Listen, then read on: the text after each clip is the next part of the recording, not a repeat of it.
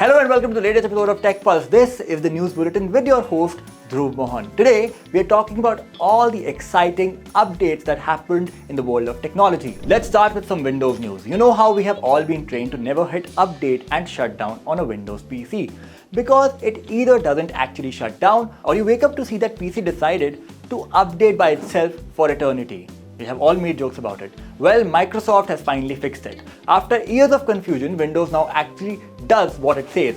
If you hit shutdown, it just shuts down. Update happens only when you explicitly say so. And if you're running Windows 11, the improvements don't stop there. They have started testing faster update installs and even background patching that doesn't hijack your entire system.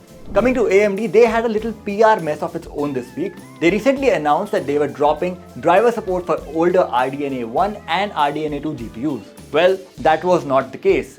Gamers weren't having it all across the globe, so AMD had to clarify. These cards aren't dead, they will still get updates. The company just worded things badly. This was a classic case of a corporate communication that went bad. Now let's come to some Google news. They are pulling the plug on the Gemma AI model from the AI studio. After developers found it generating some rather questionable answers. When prompted with a question about US Senator Marsha Blackburn, the model generated detailed but entirely false claims about sexual misconduct and illegal drug activity. There is of course some news from Apple. Surprisingly, they have taken a page from Google's playbook. They have launched a web version of their app store. Lastly, SpaceX is working with a startup called Bexar to build chips in orbit. The idea is simple.